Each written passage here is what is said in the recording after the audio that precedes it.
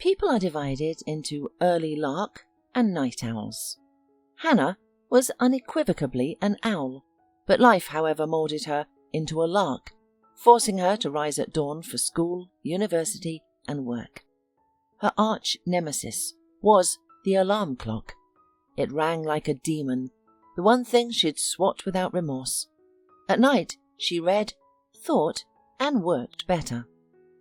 In the mornings, she even lacked the energy to listen or respond to her husband. He often got angry at her inattention, while Hannah also got angry because she had asked him not to pester her in the morning. However, by the time she reached work, she'd be awake and functional. "I'm lucky to have a job I love," she thought. "If I had to drag myself to a job I hated every morning, I'd have no chance to be happy." Her friend Chelsea often complained, "I despise my job. Hannah, imagine every morning my colleagues gather and the first thing they do is judge each other's outfits. Heaven forbid someone stands out. They'd be ostracized. Then they start whining about being overworked and try to take it out on each other. I try not to get involved, so all the work gets dumped on me. It's easier to do everyone's job than to fight with these harpies." "Didn't you want to change jobs?" Hannah asked. "I did, but remember when I was choosing my profession? I had no desire at all. I went where my mum told me to go. Turns out finance and accounting weren't my thing." While Chelsea's mother had pushed her into her profession, Hannah had taken the path of least resistance. Medical school, technical school, and law were immediately ruled out due to high competition. The pedagogical college remained, and the faculty choice was clear. Literature was the only school subject Hannah adored. She studied with ease and interest, believing she'd made the right choice. However, after 6 months of teaching, doubts crept in. It turned out that children in large numbers irritated her. Her intention to guide students on the right path through classics fell on deaf ears. They didn't read at all. Sowing wisdom and virtue seemed futile. She was left to teach them grammar rules monotonously and prepare them for exams. One day, furious at herself for this choice and for not trying to change anything, Hannah decided to flee the school for any other opportunity. The chance came as soon as Hannah resolved to change her life. It seemed fate had been waiting behind the door, opening it the moment Hannah slammed the previous one shut. Summer began. The school year ended, and Hannah vowed to herself, "I won't return to school in August." She repeated this like a mantra, building her determination. "I have proper speech, good diction, and a pleasant timbre. Where could I use all this?" she thought to herself. And finally, the woman decided these skills could be useful in radio. She realized quick reactions and improvisation were also necessary, but hoped these could be learned. So, one day, Hannah marched into the local TV and radio company and declared, "I am eager to work for you." They weren't surprised. Apparently such aspiring stars often showed up. They took her to the studio, had her read a text, recorded it, and sat her in a corner to await the verdict. Hannah sat trembling with excitement. Reading into a microphone is terrifying. Why did I think I could do this? I've embarrassed myself. Stuttering, stumbling, they won't take me. Suddenly a large man burst into the studio. Hannah was stunned. It was a local celebrity, TV star and journalist, Gary Wilson. "Guys, I need your help. I urgently need a female voice. We're short on women. Helen's in the capital for a course. Chloe and Tina are on vacation. We need to air the program and there's no one to voice it. Ben, do you have anyone available?" "Gary, you're acting like a first-time groom. Couldn't you have planned ahead? My girls are all left for the seaside. Natalie's on air, and Anne won't be here for 3 hours." Ben was listening to Hannah's recording, her soft voice filling the studio. Gary was careening around the cramped room, knocking over chairs and microphones. "Careful, you elephant, you'll wreck my studio." "Damn, we're in a bind. Oh, By the way, who's that voice? Just recorded her. Not bad, good voice, but she's stiff. No experience at all. Let me hear. Gary donned the headphones, listening. Ben, you're too critical. It's not bad at all. Where is she? She's sitting over there. Came to apply for a job. Her name's Hannah. Gary wasn't listening anymore. He yanked off the headphones and rushed to Hannah. Is radio a must? Or would TV work do too? If you don't like it, I'll send you back to radio. He grabbed the stunned Hannah by the hand, dragged her through some corridors, and planted her in a chair in the TV studio. Then he dashed off and returned with sheets of text. Read this. Then we'll look at the footage. Don't worry, it's not too difficult. And your voice clearly suits the theme. 2 days later, the program was broadcasted. Hannah watched the monitor with surprise, listening to her voice. Somehow it sounded different, changed. She knew it was hers, yet it seemed strange. Well, beauty, congratulations on your debut. You've done it nicely. Why don't you give up the idea with radio and stay with us? I don't have a journalism degree. That's no surprise. Half of our staff are self-taught, with no specialised education. I'm a geography teacher myself. Among the professionals here, we have 2 directors, cameramen, and a few journalists. Thank God for licensed drivers. Well, I'm going to do a short story. We'll go out, shoot it, and come back. You write your text. I'll write mine, and we'll see what happens. Let's go. And so began Hannah's career on the local TV channel. She was assigned to culture, theatres, concerts, exhibitions, and museums. Once she made a report on a photo exhibition of architectural monuments of the city from an unusual angle. The play of light and shadow transformed old buildings into sunny palaces or haunted castles. This inspired her to create a series of programs about the city's historical places. Hannah's husband, Kurt, was staunchly against his wife's work on television. Hannah, at school you had a normal schedule, weekends and vacation all summer. And now what? You've just started working, and you're hardly ever home. I don't like it. What do you want, fame? A stardom on a provincial channel, talking about premieres at the same provincial theatre? Will they pay you extra for tickets sold? Or are you going to distribute them yourself, so people can see that your advertising is useful? Hannah usually went along with her husband. He was a smart adult who knew better. But this time, she stood up for her choice. No, I'm not going back to school. I like the editorial office. It's interesting. For once, I'm happy going to work. Is your job more important to you than your husband? I haven't dug that deep, but if there are ultimatums, I'll think about it. Kurt, we've been together for 6 years. Youthful maximalism is over. It's time to compromise. Finally, Hannah's inner night owl was happy.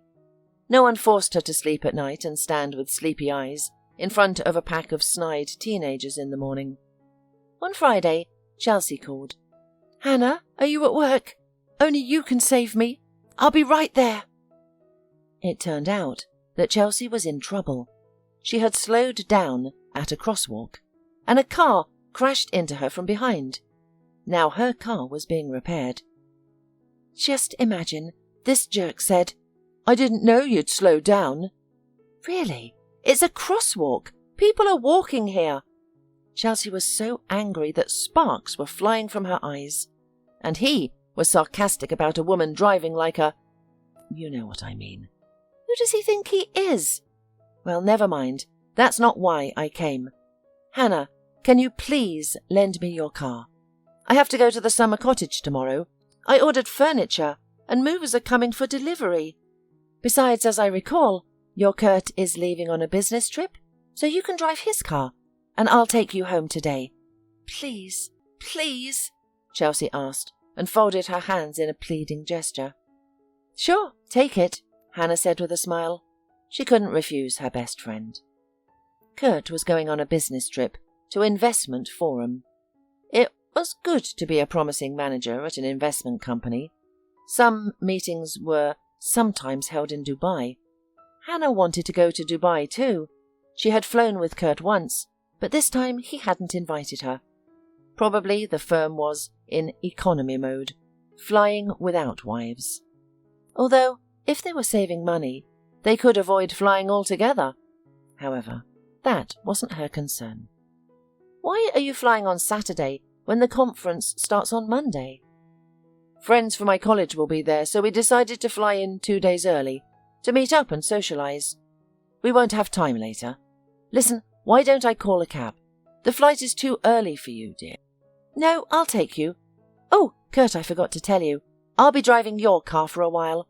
I lent mine to Chelsea for the weekend." The couple talked some more. Hannah helped her husband pack his suitcase, and everyone went to bed. The flight was really early in the morning.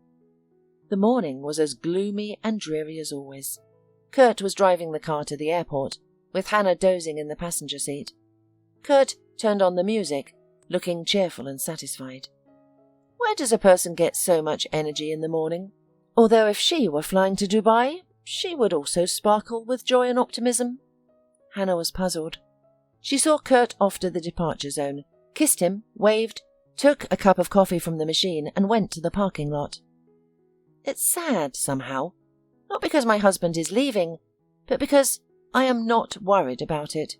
Before, I would have sobbed for half a day over such a separation, and now I'm even ashamed to admit I'm relieved he'll be gone for at least a week. Yes, our family life has completely fallen apart, and I don't understand when it went wrong. Hannah sat in the car drinking coffee, contemplating her life with Kurt. Suddenly, she realized sharply and clearly that there was no love left between them anymore. Had there ever been? Who knows? He was smart, mature, 7 years older, reliable. Hannah's mother used to say, "You can't miss such a groom. You have to take him before he's snatched from under your nose." So Hannah didn't miss him. She liked him, seemed to love him, but did she know how to love? Admiration? Hormones? Yes, it was. But was it love? She didn't know. Only now something had broken. It seemed that Chelsea, with her endless romances, was happier than a respectable, prosperous wife. Suddenly Hannah realized she was crying. Nonsense. I'm fine. I've got a husband everyone envies. Let our family life be without sparks and outbursts. But it's reliable and proven. Those relationships with fireworks are on the edge. They flash and pass. But I have something forever, without surprises. Hannah wiped her tears and drove out of the parking lot, heading to her cozy and calm home. Her longing faded away, her mood lifting sharply. Hannah sped along the highway, smiling at the jokes of the morning broadcast hosts from her local TV and radio company. Suddenly, the woman was distracted by a quiet sound, as if a phone was ringing somewhere far away. She looked. Her phone was lying next to her. What's ringing? She drove off the highway and stopped. The sound disappeared. She looked around, checked the back seat, opened the glove compartment. Here's the phone. It's strange that Kurt has two. Probably a work one for communicating with clients. She was about to put it away, reached for the glove compartment, when the phone rang again. Startled, her hand shook, and the phone fell to the floor. Hannah fumbled under the seat, trying to find it, as it kept ringing, with Carla glowing on the screen. Should I answer it? Probably yes. I should tell her that Kurt has flown out. They can call in a week. She pressed the answer button, but didn't have time to say anything. Kurt, are you already on the plane? Mark and I are already in Dubai. The hotel is gorgeous and the sea is clean. Mark, will you talk to Dad? She heard some noise and a child's voice from afar. Honey, the connection is bad. I'll send you the name of the hotel.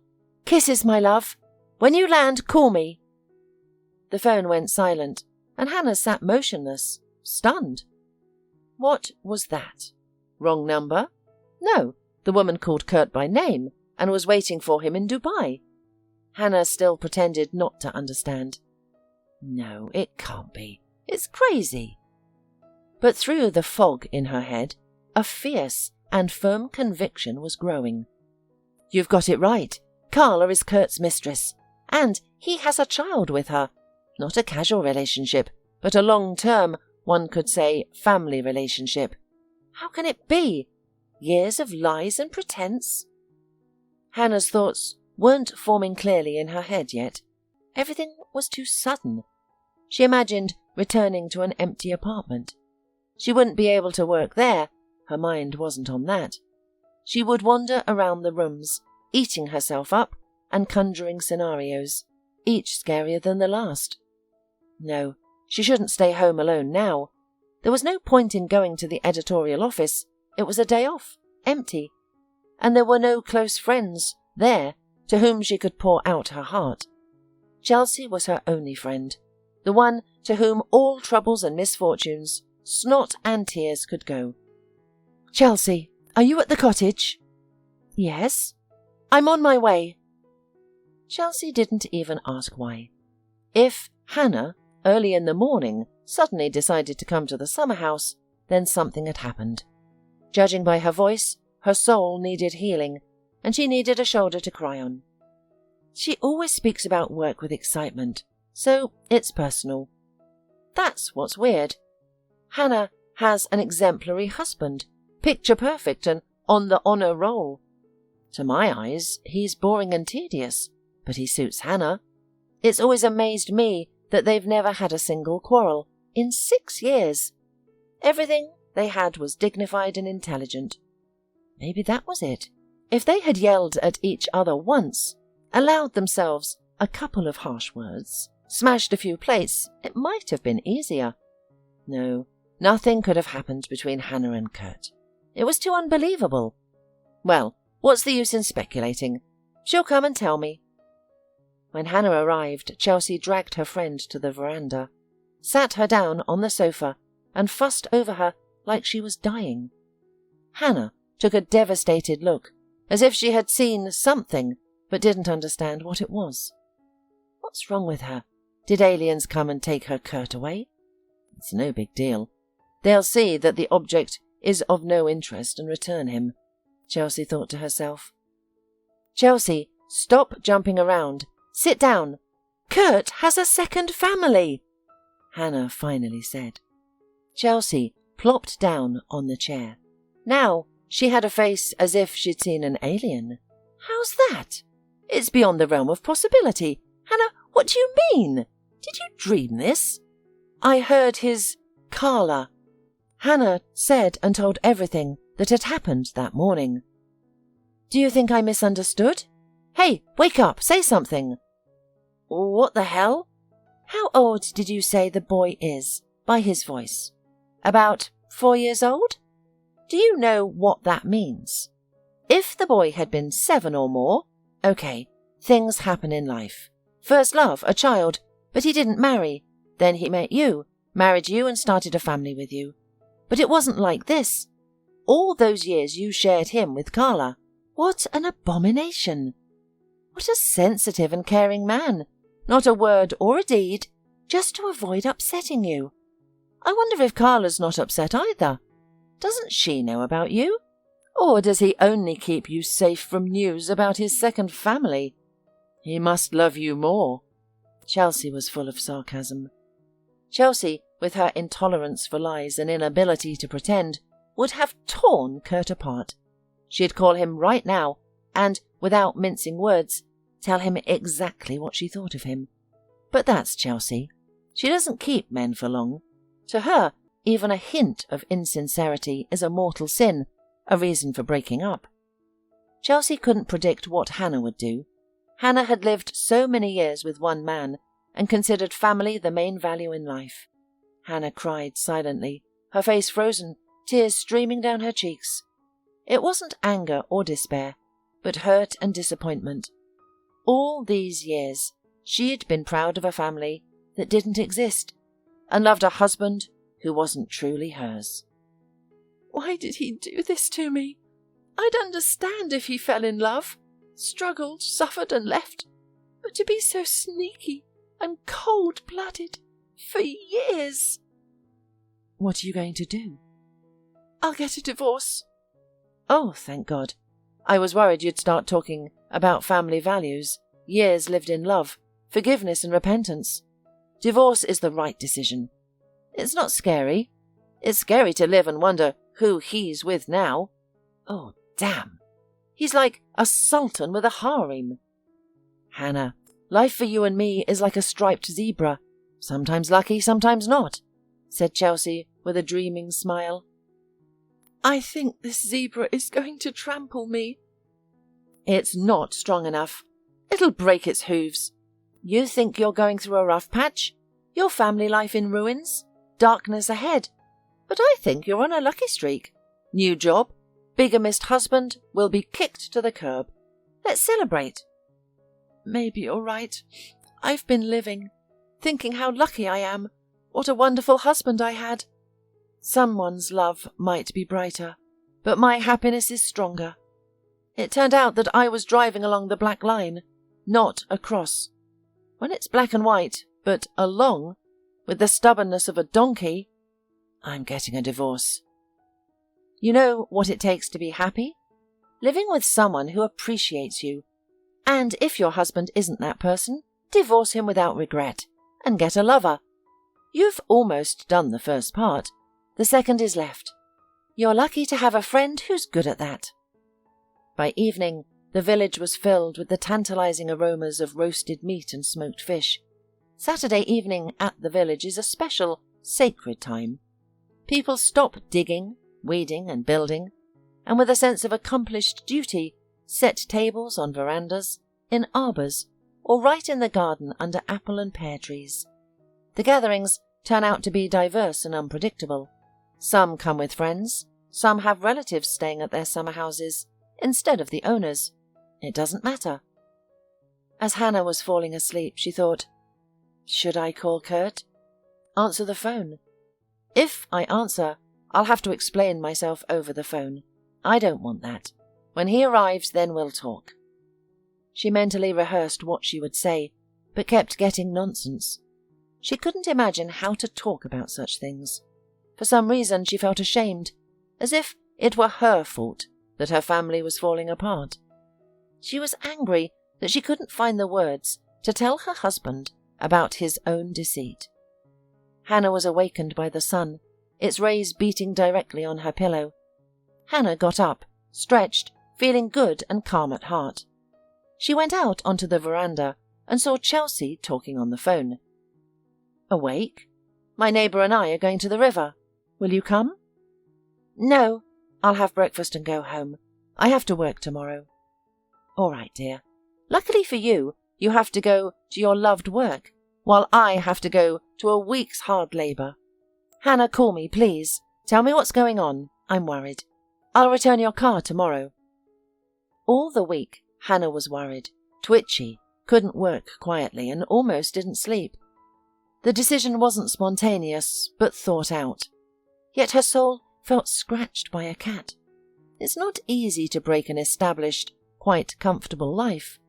Will it be possible to build a new one? Kurt called several times. Hannah didn't pick up the phone.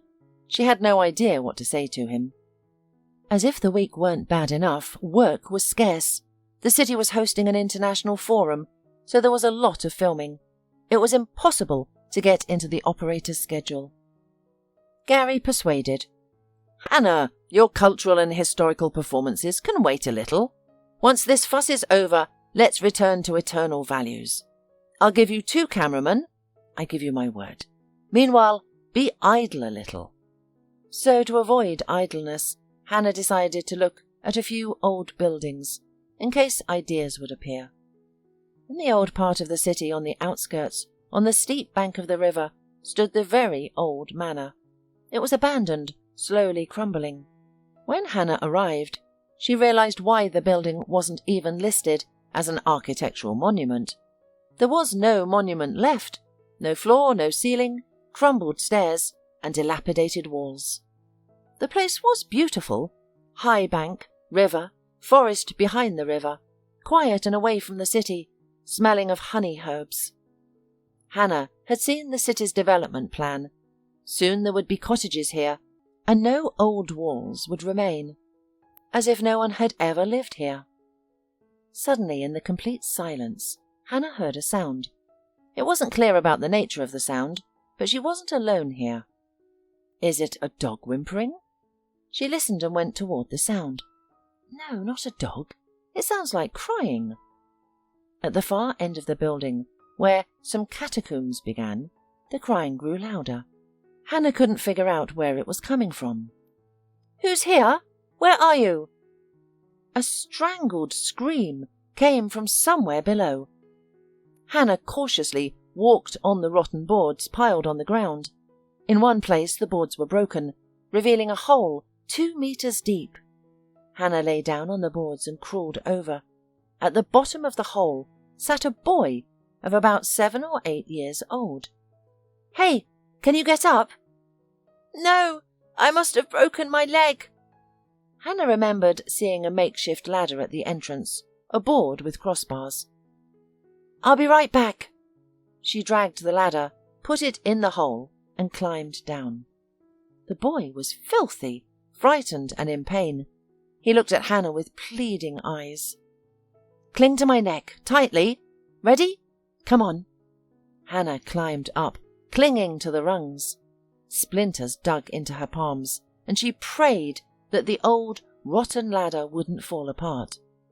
She crawled out of the hole, put the boy on the boards, and collapsed beside him, needing to catch her breath. My cell phone's here somewhere. It flew off when I fell. I have to call my dad. Hannah looked around. Yes, here it is. She retrieved the phone. Let's get to the car and call him there. Can you walk? He couldn't walk well. His leg was really hurting. They got to the car and called the boy's father. Dylan, where are you? My name is Hannah, and I'm taking your son to traumatology. Don't be alarmed. He's probably had a cracked bone or a closed fracture. Meet us at the emergency room. At the hospital they took an X-ray and said it wasn't serious, a non-displaced fracture. They took the boy away to put a cast on it.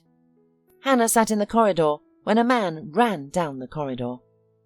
Are you the one who found Dylan? Yes, it's me. Sit down, please. They're putting a cast on him. Wait a little while. Since you're his father, there's no need for me to be here, so I have to go. Where did you find him? At the old manor near the river. Where's that? What was he doing there? Ask him, and also ask yourself, why do you leave your child alone? He was climbing through ruins. Something worse could have happened there. Roger was in the office when Dylan's nanny, Vera, called in hysterics, screaming that Dylan was missing. They had been walking in the park when the boy suddenly disappeared. Vera ran around calling for him, but he was nowhere to be found. Roger drove to all the places his son might be, but couldn't find him. When Hannah called, he was writing a statement for the police. At this moment, Dylan was brought out of the treatment room with a plastered leg. Roger rushed to his son, grabbed him in his arms, and held him tightly. Dylan sobbed. Daddy, don't scold Vera. It's my fault. I ran away deliberately, unnoticed. I thought I'd see the old house and come back. It wasn't Vera's fault. I know it's not her fault. She's lying at home with high blood pressure now. The doctors are giving her injections. Your broken leg is punishment enough for your exploits. Wait a minute. He put Dylan on the table and hurried after Hannah, who was leaving. Wait, I'm sorry. I didn't even thank you. It was so hectic. I'm Roger. Here's my business card. I'll be glad to help you someday. Please give me your cell phone number. Don't think I'm... After today's adventures, I can't think at all. My name is Hannah, but I won't give you my phone number. There is no need. Have a lovely day. Get well, and take care of your son better. Tired and dirty, Hannah drove home, only now feeling afraid. What if I hadn't gone to the manor? What would have happened to the boy? It's in the middle of nowhere. I don't think anyone else would have wandered in. He's a good boy, so eager to protect his nanny, and the father is probably not a bad man. At least he loves his son. The week flew by. Today Kurt was coming back. Hannah was ready to meet and talk, but her hands were shaking with excitement. She paced around the apartment, moving things from place to place. She even knocked over a vase of flowers and dropped a cup of coffee. She couldn't calm down. What if he doesn't come? It would be nice if he didn't. If he disappeared forever. Then I'd have no one to explain to. But the key turned in the door. Hannah shuddered as a wave of rage suddenly swept over her, a week of pent-up emotions now covering her. "Oh, you scoundrel, you showed up," she sighed deeply. "Calm down, Hannah, no shouting. Kurt doesn't need to know what's going on in your soul." Kurt came in smiling, with an angelic smile, tired but happy to be home, as he was always after business trips. Only now Hannah looked at him with different eyes. His look seemed insincere. His smile wasn't genuine. The man came over and hugged his wife, demonstrating his joy at being home. "Hannah, I missed you so much." "But I didn't miss you. I was wondering how much longer you're going to hang around like this. I was wondering when you'd decide which shore to dock at." Kurt froze. "Well, let's not drag out the suspense. I know about Carla and Mark. Why have you kept silent for so many years?" "I didn't know how to tell you." "Are you kidding? So saying the truth is a problem, but living with two families is not a problem at all. Strange logic. Well, did you hope I'd never find out?" "I didn't think it would turn out this way." "How? That you'd cheat from the day we got married? That two families would live in parallel? Or what did you think? I wouldn't find out? Of course you didn't think. You don't know how to think or feel. There's no other way to explain your life." "Don't overreact. I love you." "What good is that kind of love to me? Do you love Carla too? You know what? You're a terrible husband and a lousy lover, Kurt. I'm divorcing you. I don't care who you live with or where." Kurt paced around the room, clearly not having considered this outcome. "What? Divorce? I don't want a divorce. Okay, you've found out, you're upset, but why divorce? Hannah, don't 6 years of marriage count for anything? We lived well. Everything suited you. If you hadn't found out by chance, we would have kept living like that. You're not a stupid woman. Why break everything? I'm not going back to Carla. Let everything stay as it is. Carla doesn't insist." "I don't care about your Carla." "I insist." "When are you coming to get your things? I'll file for divorce myself. I think they'll grant it quickly. There's nothing to divide. No children." Kurt wanted to say something, but didn't dare. His wife's look was too fierce. He left, and Hannah was shaken again. The tension finally released. Everything was sad, with nothing more to wait for. She felt no sorrow for her past love. It had evaporated instantly from disgust. Her heart felt only sadness and bewilderment. The next day, the international event was over, and Gary fulfilled his promise. Hannah had 2 camera operators, filmed a lot of material, and spent all day in the editing room, watching, selecting, and culling. She got terribly tired and decided not to work on the weekend, even at home. She often thought of poor Dylan. How's his leg? Wouldn't it be appropriate to call Roger and ask about his son's health? She twirled a business card in her hands. Wow, a vice president of some joint stock company. He's a tough guy, but he doesn't look after his kid properly. However, it's common to build a career and neglect your family. Finally, the woman decided to call. "Roger, this is Hannah. I'm worried about Dylan." "Hannah, I'm so glad. Dylan has been driving me crazy. He really wants to see you. I know it seems strange, but please meet him. He can't get over the trauma from the pit. Maybe your presence will calm him down. Please don't refuse. I'll pick you up wherever you say." "All right, in an hour.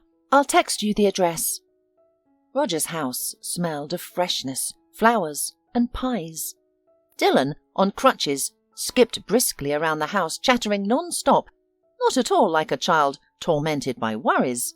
He was genuinely delighted to see Hannah. "Dad, Hannah helped me up the stairs and I was so scared. I was afraid to fall again. She's brave." Hannah had imagined the nanny Vera as a young girl, but she turned out to be a woman in her 50s, short, chubby and cosy. The aroma of her pies filled the house. Dinner was delicious, but Dylan's mother was absent from the table. Hannah didn't inquire. It wasn't her business. "Hannah, when I get my cast off, Daddy and I are going boating. Will you join us?" "I think the young man has a crush on you," Roger chimed in. "Don't say no. It's beautiful there." Hannah felt flustered. She had never been in such a luxurious home, and it had been a long time since she had experienced such genuine interest in herself by a man. Dylan stayed by her side, regaling her with stories about school, friends, and hobbies. Roger smiled, trying not to interfere. When Roger drove Hannah home, he suddenly pulled over and said, "Thank you. I haven't seen Dylan this happy in a long time, probably since his mother left." "Roger, I saw a picture of your wife in Dylan's room. Where is she? I'm sorry, of course it's none of my business." "I'll tell you, but I have a condition. First, we're going for coffee in that cafe over there." Roger hadn't married out of passion, but for love. His wife was a pure, sincere girl, affectionate and sweet, from a modest background. Roger enjoyed spoiling her with gifts and trips abroad. Perhaps this played a cruel role, as she came to believe everyone owed her, simply because she was so beautiful. When Dylan was 3, Roger came home to find a note. "I've left. Don't look for me. I know you'll raise Dylan. I'm not coming back. I have a new life." During the divorce proceedings, Roger learned she was living in Paris. With whom, he didn't care to know. She had abandoned them. The child never received a call, though he cried and waited for his mother. Roger worked tirelessly, trying to be there for his son, but time was always lacking. Vera became a mother, grandmother, and saviour for little Dylan. She was like the guardian angel of his small family. A year ago, Roger thought he had found a woman who could make him happy. He harboured no illusions, knowing Gloria was more interested in his status and position than in him personally, which suited him fine. He felt no burning passion. Gloria was beautiful, intelligent, and fit the role of a vice president's girlfriend. She treated Dylan well, perhaps not too warmly, but with understanding. However, Dylan couldn't stand Gloria. He refused to eat if she sat at the table. When she arrived, he'd lock himself in his room. He answered monosyllabically, smiled forcedly, and made it clear he was unhappy with her presence. Roger assumed his son was jealous, believing time would sort things out. Gloria thought the same, assuring Roger she'd do everything to win Dylan over. One day, Gloria and Dylan were home alone. Roger was at work, and Vera had gone to the market. Gloria burst into Dylan's room, her dress covered in paint. "Did you do this?" "I didn't mean to." "Stop lying. You're always trying to sabotage me, you little brat. I'll get rid of you. Your father will send you to boarding school. I'll make sure of it. Your mother abandoned you, and she was right to do so." Suddenly, the door opened and Roger entered. "Get out." "Honey, Get out!" Roger was astounded at how he could have gotten involved with such a deceitful, cruel woman. He'd been fooled by her beauty and feigned intelligence. After that, Roger made no further attempts to arrange his personal life. His son's peace of mind was far more valuable.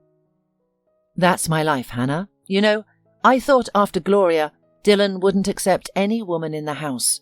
But today, he's been buzzing around you like a bee." Gradually, Roger and Dylan became part of Hannah's life.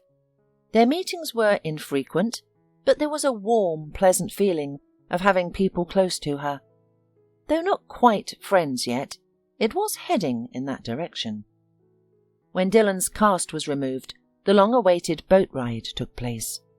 The lake was truly beautiful. After boating and ice cream, Dylan begged to visit the amusement park. While Dylan tried every ride in succession, seemingly immune to dizziness, Hannah and Roger strolled through the park's alleys. "Hannah, my father's anniversary is next week. I'm asking you to come with me. I know it's an odd request. Let me explain, and then you can decide." Roger's father, Mr. Bertrand, was a prominent figure, the owner of several machine-building factories in the region and beyond. He had recently opened a branch in his hometown, appointing 2 promising managers, his son Roger and his son-in-law Alex. The young men vied for Mr. Bertrand's trust, their views on business development radically different. Each tried to prove his project more promising, but Alex had a significant advantage. He was in a long, stable marriage to Roger's sister. For Mr. Bertrand, a strong family was synonymous with stability. Roger had married poorly, his wife dumped him, and he never managed to organize his personal life. He reasoned that if a man couldn't put his own life in order, he could hardly run a factory. When Gloria had just entered Roger's life, in an attempt to improve his reputation, he had told his father he was going to marry. Though he and Gloria had long since parted ways, Mr. Bertrand now demanded that Roger finally present his chosen one. "I want to see who my grandson will live with."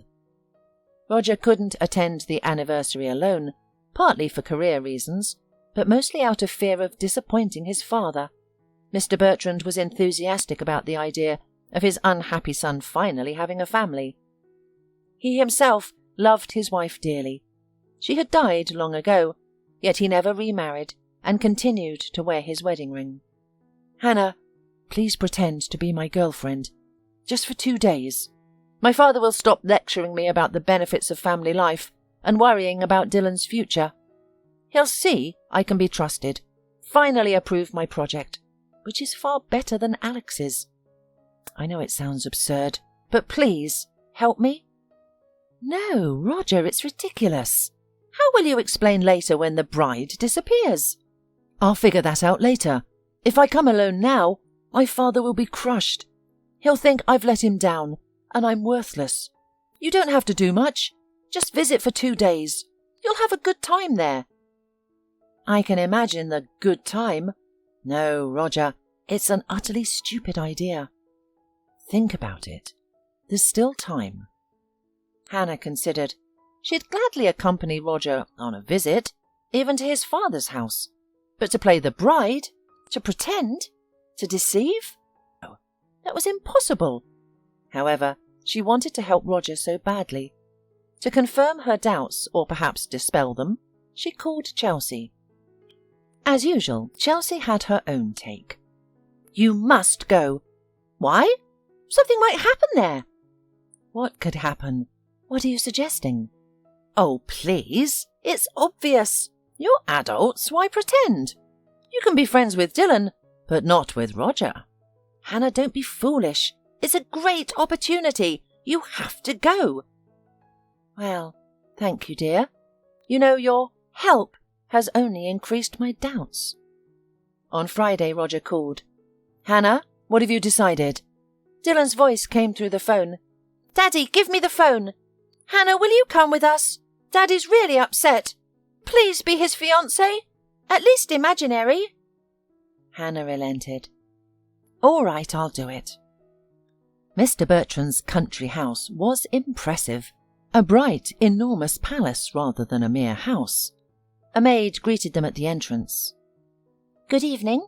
You're expected in the parlour. I'll take your belongings to your rooms." Hannah was surprised by the empty house. Where are the guests? It turned out the celebration was tomorrow. Today was a quiet family dinner, with only the father, sister Lindsay, and her husband Alex, Roger with Hannah, and the children. "Hannah, Dad didn't ask me much about my bride or where she works, but I told him you write poems and play tennis." "Great! If I recite something terrible, they'll just think I'm an untalented, aspiring poet. But tennis is worse. I've never held a racket. So try not to arrange any tennis matches here. You must have a court here, right?" At the head of a large oval table sat a tall, grey-haired man, Mr. Bertrand. On one side sat a woman with a thin, nervous face, Lindsay, and a man with a hunted, tense look, Alex. A teenage girl and a boy of about 10 completed the group. The other half of the table was empty, presumably for Roger and his family. Hannah felt uneasy. The atmosphere was overly formal, like a scene with a magnanimous landlord and his servants. Mr. Bertrand stood and approached Roger, Hannah and Dylan as they lingered in the doorway. "Hello, Roger. I'm delighted you've finally brought your bride. What's your name?" "Hannah." "Hannah, meet my daughter Lindsay's family, and welcome to our family." Lindsay grimaced, thinking, just like that, into our family? Alex wasn't welcomed so warmly. She is a simple girl, probably after rich suitors. It turns out that it's a piece of cake to get Roger. He must have chosen to marry her out of spite, to steal the project from my husband, but we'll fight it. Dinner proceeded with the highest standards, featuring multiple courses and wines. Lindsay constantly ensured the children behaved properly, frequently scolding and correcting them. No one disciplined Dylan. He ate whatever he wanted, particularly enjoying the cake. Lindsay's son ate a piece and reached for another. "Paul, that's enough." Paul fearfully glanced at his mother and withdrew his hand. Dylan looked slyly at Hannah. "Hannah, may I have another piece?" "Of course, let me serve you." It seemed Dylan didn't like Lindsay's children too much. There was certainly no sense of kinship. Mr. Bertrand watched the family walls with a grin. He was amused by Lindsay's desire to show the importance of her untalented husband by any means, and saddened by Roger's inability to insist on his own. It had long been clear for him that Roger's project was superior. And now the father was happy that Roger would finally marry, and Dylan seemed to like his father's choice. "I think the children can go play now, and we'll talk more. You know how much effort it took to build my business. I don't want it all to crumble after I've gone. This project is a test of independence for Alex and Roger. Alex, you struggle with decision-making. Lindsay dictates your every move. Daughter, you should stop upbringing him. He's an adult. As for you, Roger, according to the latest report, the rolling department is stalling. Dad, we've already delivered new equipment there. We just need to adjust it." "What are you going to adjust? You can't adjust your life." "I'm sorry, Hannah, I don't mean you." Hannah was slightly shocked. What the hell is this? Not a dinner at all. Is it a meeting of irreconcilable relatives or an industrial meet-up? An interesting family. Mr. Bertrand is tough and straightforward. Roger is soft and non-confrontational. Lindsay is a lover of intrigue, and she didn't like me at all. She'll probably arrange some small mischief. Well, I just need to hold out for the night and day. And then was another surprise. Hannah and Roger were put in the same bedroom, rather than separating the bride and groom in different bedrooms. "How are we going to sleep?" Hannah asked. "I didn't think. I'm not ready for a wedding night." The man grinned. "Oh, really?" "I've been dreaming about it. That's why I came," Hannah replied in the same joking manner. "Okay, don't be mad. You take the bed. I'll sleep right here on the chair." "You won't fit." "I'll curl up." "Turn around, I'll change." Hannah opened the closet door and, hidden behind it, bumping elbows and knees, changed her clothes and ducked under the blanket. "That's it. Turn off the light, please." Strangely, she fell asleep almost immediately, probably due to too many impressions. In the morning, when Hannah lifted her head from the pillow, she saw Roger on the floor on a blanket. Ah, so the armchair was too small after all. "Roger, get up. There will be many guests today. I'm afraid I'll say something wrong." "You can say whatever you want, as long as my father believes in our story." "How will you explain yourself later? That we had a fight? Didn't agree on character? And if Mr. Bertrand finds out that I'm not a real bride, what will happen to you? He'll never be able to trust you again." Suddenly a rustle was heard behind the door. It opened, and Paul peeped in. "Uncle Roger, Mum asked me to tell you that breakfast is in 15 minutes. The door slammed shut as quickly as it opened. So, Lindsay sent her son. He must have heard our conversation and seen the bed on the floor. I wonder if they'll feed us breakfast, or throw us out of the house right now." Hannah and Roger went down the stairs, and at the bottom stood Mr. Bertrand. "Everyone to my office, and call Dylan." In the office, everyone stood in a row, and Mr. Bertrand asked, "Lindsay, what did you want to say?" "Dad, they're lying to you. Hannah isn't a fiancée at all, just a fake girlfriend. Roger invented all this to promote his project. You don't trust Alex, and these con artists are fooling you. They're not even sleeping together." "How do you know? Did you hold a candle over them? Lindsay, Roger is your brother. Why are you burying him like this? You think I'll kick him out and make your sycophant the director? You don't know me well enough if you think I mix personal and business affairs. We'll find out who Hannah really is." "Dad, I won't let you hurt Hannah." "Roger, shut up. Dylan, tell me, who is Hannah?" "No one yet, but Dad gave her a ring and said they'll get married soon." "Are you happy?"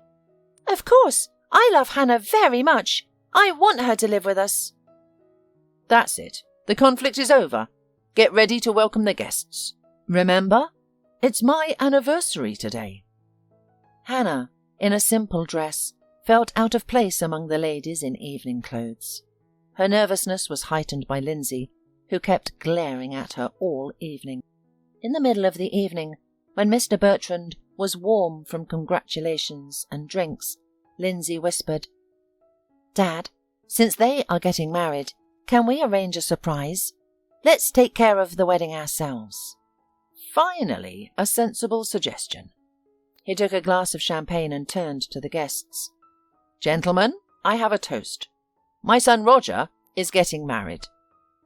The guests clapped enthusiastically, reaching out to Roger with congratulations. Mr. Bertrand continued, "I'll take care of the wedding." Roger jerked to say something, but his father wouldn't let him. "Don't mind. I've made up my mind." "Hey, lovebirds, I've got you now. How will you get out of this?" thought Lindsay, looking at Roger and Hannah with a fake smile. Meanwhile, Hannah whispered into Roger's ear, "What the hell wedding?" "I'll think of something." "What will you think of, you thinker? Let's tell them right now. It'll only get worse." "Hannah, don't do it in front of everyone. We'll leave now, and that's it. It won't concern you any more. I'll take care of it myself. I created this mess. I'll sort it out myself." They drove in silence. What was there to talk about? Hannah thought that this idea was nonsense from the beginning. "How could I agree? Thank you, Chelsea. Now I'll lose Roger and Dylan. I won't be able to communicate with them as before." As for Roger, he thought the best way out was to stop pretending and get married. "We can do it without a celebration. Just get married. All I need is Hannah around." It's a pity Hannah couldn't hear his thoughts. Dylan didn't think about anything. He slept. After that tumultuous day, Hannah had to somehow come to her senses. Filming, texts, test screenings, nothing helped. Hannah couldn't get the ambiguous situation she'd gotten herself into out of her head. She wanted to call Roger, but it felt awkward. There was some reticence and shyness between them now. I knew it. The friendship is over. A few days later, in the evening, as Hannah tried to concentrate on writing, but couldn't, the doorbell rang. A tall, pretty blonde stood on the threshold. "Hannah, I need to talk to you. I'm Carla." Hannah was surprised, but let her into the apartment. "Hannah, I understand you're offended. Kurt left. You realize he's not coming back. Give him a divorce. We have a son." "I don't understand anything. We've been divorced for a month now. So he didn't tell you?" Maybe he decided to keep you as a backup wife. Carla, you may not believe me now, but chase that lying jerk out of your life. We both wasted years on a worthless man. I don't know about you. You must have known about me. Use your head. He won't change. Let him go, I beg you. What the hell? Hannah opened the drawer, grabbed the divorce document, and shoved it under Carla's nose. Look, here's the divorce stamp. Carla stared at it with wild eyes. Carla, come to your senses. I know you love him. I loved him too. I couldn't imagine sharing him with another woman. Get rid of him. He'll be married, and you'll wait, forever remaining the second wife, the backup. It's harsh but true. As soon as you kick him out, a worthy man will appear. I know from experience. Carla stood up and quietly wandered towards the exit. At the threshold, she turned around, tears in her eyes. Thank you, and forgive me. Well, here's more proof that I did the right thing. Kurt won't change. To hell with it. Roger doesn't call. That's the problem. Should I call him myself? No, the role of a fake bride has been played. Let him call me himself. Of course, she missed Roger and Dylan. Hannah was used to having them in her life, and it seemed that they would be. It even seemed to her that some special relationship was forming with Roger, but apparently it didn't happen. Well, and all right. There is work. There is Chelsea. I'll live. Roger didn't call. He came in person. Hannah, I told Dad everything. How you saved Dylan. How I persuaded you to play the role of a bride. He got angry, of course. Not at you, but at me, and Lindsay. At Lindsay for her spite and scheming. At me for my stupidity and indecision. Mr. Bertrand, a man with a keen eye and a shrewd mind, qualities essential for running a business, immediately saw through Roger and Hannah's game. He realized Roger had brought not just a bride, but a woman he genuinely liked. He was amused by their attempts to maintain the charade without making mistakes. He appreciated Hannah's attitude towards Dylan, and when Dylan stood up to defend Hannah, Pavel knew his son had finally made the right choice. When Roger revealed the truth, his father told him he'd be a fool not to marry Hannah. To know if a girl wants to get married, you should at least ask her. You seem sensible, yet you can't see the obvious. I'm sure if you propose, she won't refuse. Pull yourself together. Why are you such a mumbler? Don't be afraid to take action. After talking to his father, Roger decided not to call, but to propose in person. He was exhausted, realizing he couldn't live without Hannah. Dad, without waiting for your answer, is already organizing the wedding. He's sure you'll agree, but I'm not so sure. I've never said, I love you, never asked if you love me. Hannah, I love you. Will you become my wife? Hannah smiled softly and said, Yes.